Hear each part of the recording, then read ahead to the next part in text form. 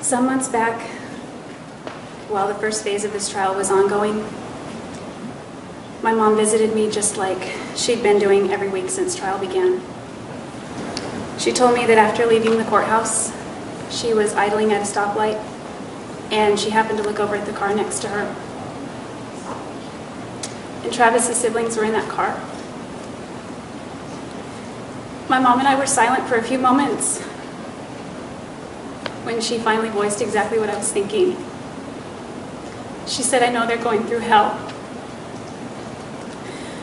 Yet nothing drove that point home for me more than when I heard them speak last week. I never meant to cause them so much pain. When Stephen said he read on Travis's 3x5 card that it said, "Call Stephen," and that he never got that call, I know that's because of me. And when Samantha showed us the last picture that she took with Travis, I know it's because of me that will always be the last picture that she'll ever take with Travis.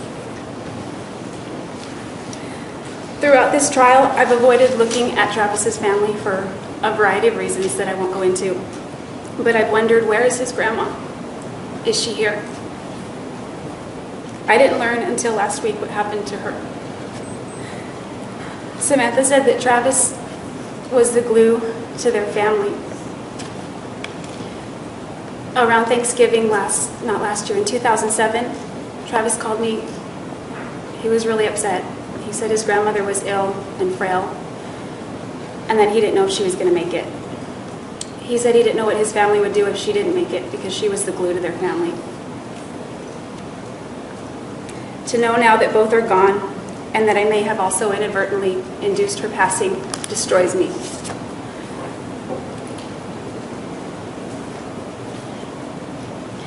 Every time I've had the thought or desire to commit suicide, there's one element that has almost always caused me to waver.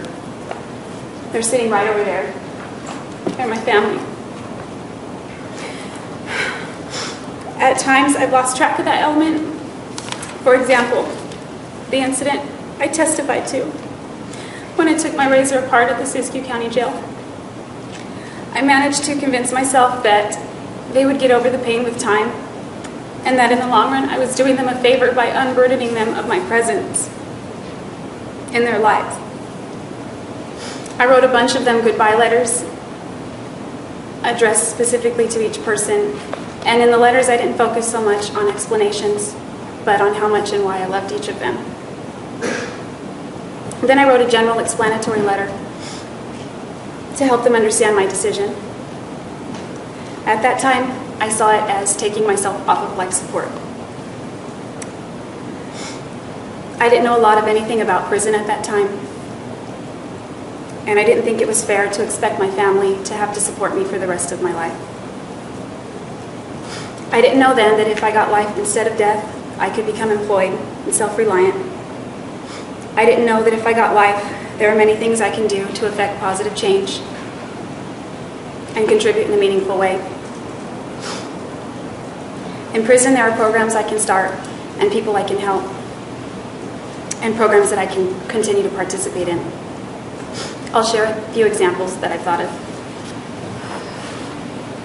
A few months before trial, and by that I mean jury selection, my hair was past my waist, and I donated it to Locks of Love, the nonprofit which creates wigs for cancer patients who've lost their hair.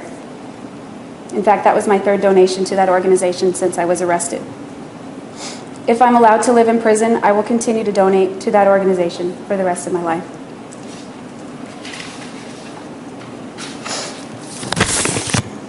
Over the years I've spent in incarceration, I've received many requests from women to teach them Spanish or American Sign Language. Because my case was pending, I just didn't have the time. In prison, I will.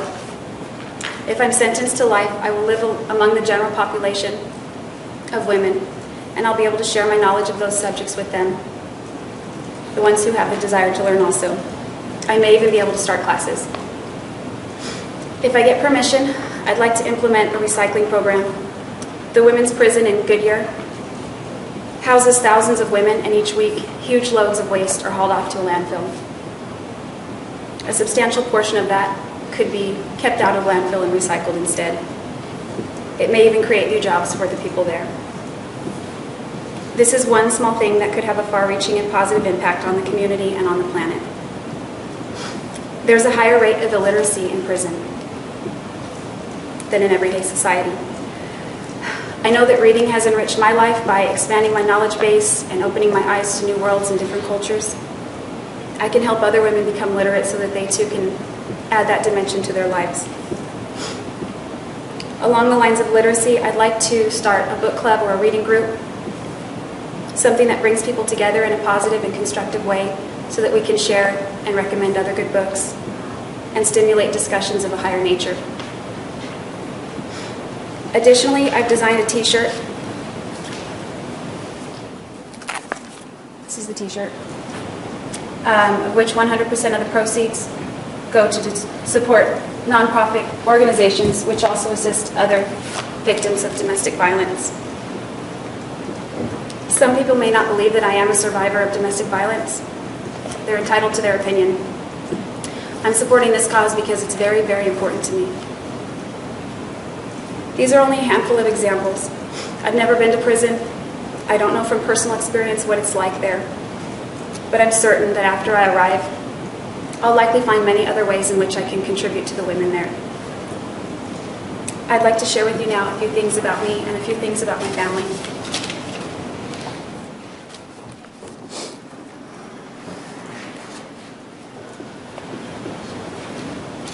When I was little, my mom took a lot of pictures of me. I'm her first child. She had her camera everywhere and she would take a lot of pictures of me when I was first born. Salinas is near the coast, and so it sees a lot of overcast days, but when it was sunny, she would take me out to the backyard and turn on the sprinkler so I could play. That's me attempting to dress myself. A few years later, Carl came along, my little brother, and we became inseparable. When we were little, my parents took us everywhere, including SeaWorld here and Hawaii. But my fondest memories with him are of us goofing off at home on a lazy Saturday, just making a mess of the living room in our pajamas. When I was 11 years old, and this slide is backward, I apologize. When I was 11 years old, my little sister, Angela, was born 4 weeks early. I think Carl's blinking there. I was so excited to have a baby sister. I watched my mom's stomach grow. I watched Angela come into this world. And after the doctor swaddled her, he turned to me instead of my mom and said, "Do you want to hold her first?" These are various school pictures. And on occasion, my family and I would get together for family portraits, such as these. In 9th grade, my family and I moved back to Wairika, but I still went back to Santa Maria periodically to visit friends. This is Patty. She was my best friend for years. She was here last week to testify on my behalf, as you heard Mr. Nurmi tell you in opening statements. But she didn't return today because she and her 9-year-old daughter were threatened and harassed if she came back to this state. I'm 21 years old here. After I moved out of my parents' house at age 17, my relationship with my dad improved a little. This is my grandma and her twins. My aunt is on the left and my mom is on the right. These are my parents when they were just a little bit younger. This is Bobby and I. It's a little out of order chronologically. We're hanging out in our dirty little rundown house in Montague that I had mentioned previously. At times we lived there without power and phone. The winters were freezing. We could see our breath inside the house. My parents did not support this relationship, and we were young and just trying to figure out life on our own. When I see this picture, I'm reminded of that quote by Charles Dickens when he says, "They were the best of times, they were the worst of times." We're smiling here, and this picture to me exemplifies that. It was a difficult relationship, but Bobby will always, always be special to me. I'm 21 here. This is a photo of Matt McCartney and I, taken a few months after we broke up, a few months after he moved down to Big Sur where I was working at Ventana. As you know, we remained friends, and on this day we utilized Ventana's company passes to to tour the Monterey Aquarium. Daryl and I began seeing each other a little over a year after that. In this photo, I'm coming out of a redheaded stage that I went through for a few years. This is one of my favorite pictures of Daryl and me. We were at Chivo's, a restaurant in Monterey, where our friend Tony and his band were playing blues and reggae live. He dedicated songs to us and we danced. Daryl was a good dancer. When we began dating, we started a yearly tradition in which we'd go camping every summer at this remote little campground. It's called Kirk Creek. It's south of Big Sur, in an area that the locals call the South Coast. This is Daryl, Jack, and I at Intana. It's hard to see in this photo, but the ocean is in the background. It's on the terrace. After we bought our house in Palm Desert, we sought out some snow in the nearby mountains that first winter. We settled in and made a little life for ourselves for that spending time. Jack was always with us on the weekends. He took that picture of me. I made friends with my coworkers, and sometimes we'd go out after a shift just to chill and hang out. Daryl and Jack and I did a lot of things together. Here we rode the aerial tram in Palm Springs to the top of the San Jacinto Mountains. Daryl's ex-wife took this picture. We were all at Chuck E. Cheese's celebrating Jack's 7th birthday. Jack and I bonded. He's a great kid. I haven't seen him since June 3rd, 2008. I hear he's much bigger now, taller than me. My family and I still got together periodically for group portraits. These were taken at a park in Rodrigo.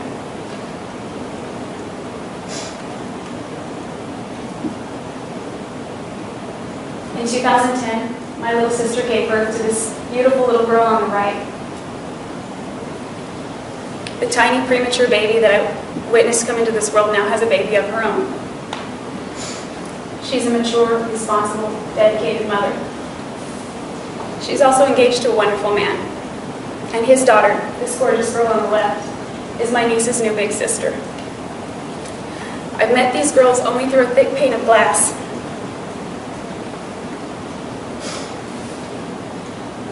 They get along like they've always known each other. I won't be at my sister's wedding when she ties the knot next year. And I won't be her wedding photographer like we had always talked about. The same is true for my brother Carl. The boy I grew up with became a family man. He and his wife married in 2010. I wasn't there to celebrate with them, and I wasn't there to take their pictures, and I have no one to blame but myself. A few weeks before trial, they welcomed this precious little baby into the world. I haven't met her yet. Until a few weeks ago, I had huge hopes of becoming a part of these girls' lives someday. My nieces are the closest I'll ever come to motherhood, because I'm not going to have children of my own. I'm not going to become a mother. Because of my own terrible choices, I've had to lay that dream to rest. You've heard before that I'm an artist. As it now stands, I'll never create another oil painting. But these are some of my drawings. I'm pretty good with hands and nature. I'm best with portraits. There's Frank Sinatra, Elvis Presley, Elizabeth Taylor. This picture is a little distorted. This is my niece when she was a bit younger, playing the piano, while attempting to play the piano.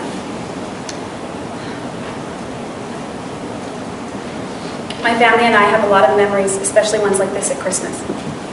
We won't be creating any more of these kinds of memories together. This is how I used to spend the holidays with my family. It was Carl's idea to hold my portrait in this Christmas family photo taken a few years ago. My parents were there, my siblings were there, my brother's wife was there. From now on, this is how my family is going to spend the holidays with me.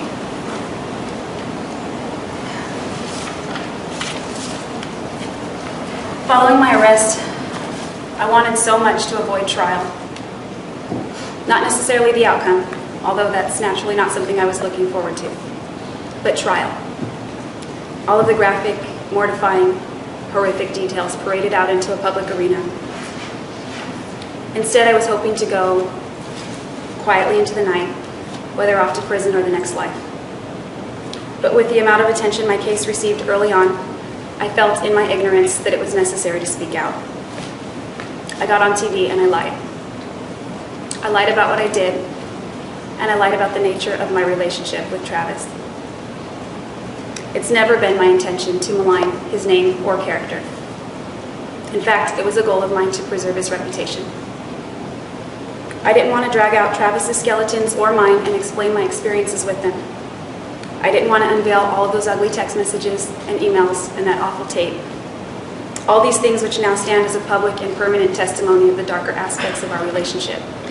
To 18 strangers, in front of Travis's family, in front of my family, in front of what feels like the whole world. It's never been my intention to throw mud on Travis's name. When I took the stand, I was obligated to answer the questions posed to me.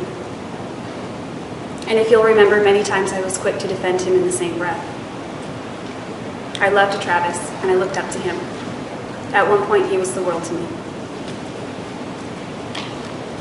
This is the worst mistake of my life.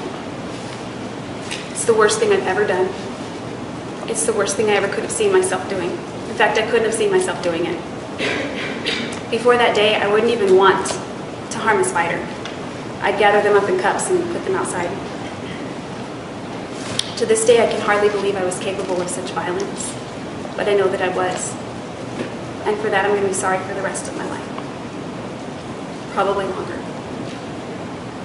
I was horrified by what I'd done, and I'm horrified still. In many ways, my family has also suffered a great loss. Their pain is fresh because they only learned about it 2 weeks ago, the moment the verdict was read. The moment their hopes of ever welcoming me home someday were dashed. My dad, who's here today, was in California, awaiting anxiously in front of the TV. My mom came to visit me after court that dark day. She had spoken to my dad on the way over, and she told me that in the 34 years that they've been together, she's never heard him cry the way he did that day.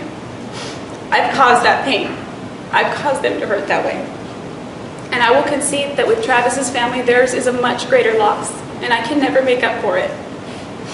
It's my hope that with the verdict you've rendered thus far, that they will finally gain a sense of closure. Stephen said he doesn't want to look at his brother's murderer anymore. If I get life, he won't have to. I've made many public statements that I would prefer the death penalty to life in prison. Each time I said that, though I meant it, I lacked perspective. Until very recently, I could not have imagined standing before you all and asking you to give me life.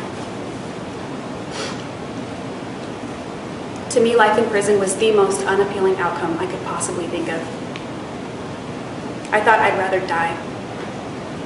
But as I stand here now, I can't in good conscience ask you to sentence me to death because of them. Asking for death is tantamount to suicide. Either way, I'm going to spend the rest of my life in prison. It'll either be shortened or not.